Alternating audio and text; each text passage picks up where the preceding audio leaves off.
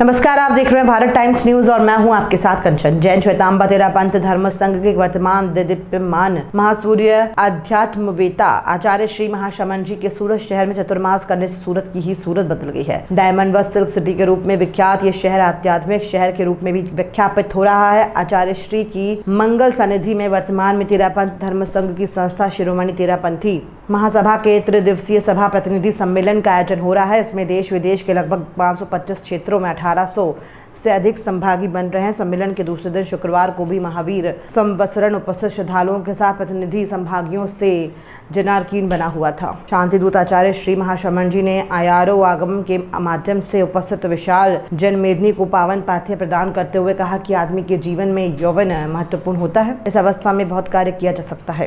गृहस्थ जीवन में अर्थार्जन, समाज अथवा राजनीति में कार्य कर सकता है। जवानी की अवस्था बहुत कार्यकारी भी हो सकती है और जवानी की अवस्था में रास्ता गलत ले लिया जाए तो ये अवस्था पतन के गर्त में ले जाने वाली भी सिद्ध हो सकती है। इसलिए यौवन भी अनर्थकारी हो सकता है। कहीं धन संपत्ति अनर्थ करने वाली हो सकती है तो कहीं कोई लौकिक सेवा में योगदान देने वाली भी बन सकती है। किसी की चिकित्सा, किसी की शिक्षा, समाज की सेवा में भी लगकर कल्याणकारी भी बन सकता है। एक वस्तु का दुरुपयोग भी हो सकता है और सदुपयोग भी हो सकता है। उसका शुक्ल पक्ष भी हो सकता है और कृष्ण पक्ष भी हो सकता है। तीसरी बात प्रभुत्व की बताई गई है कि किसी को सत्ता मिल जाए, वर्तमान लोकतंत्र में कोई मंत्री बन जाए, किसी पद पर चला जाए तो उसमें भी कोई सत्ता का सदुपयोग कर सकता है तो कोई सत्ता का दुरुपयोग भी कर सकता है। सत्ता में ईमानदारी से कार्य करना, लोगों का कल्याण करना, जनता का सेवा करना सदुपयोग माना जाता है। इसी प्रकार मानव का अविवेकी हो जाना अनर्थकारी ही होता है। यौवन, सत्ता, प्रभुत्व व धन आदि के साथ विवेक जुड़ जाए तो ये वो कल्याणकारी हो सकता है। आयारो आगम में बताया गया है कि अवस्था जारी है तो आदमी को ये चिंतन करना चाहिए कि वो अपने जीवन का धार्मिक आध्यात्मिक उपयोग करने का प्रयास करना चाहिए। आदमी परिवार के भरण पोषण के लिए कार्य करता है तो उसके साथ साथ उसे धार्मिक आध्यात्मिकता के क्षेत्र में भी गति करने का प्रयास करना चाहिए।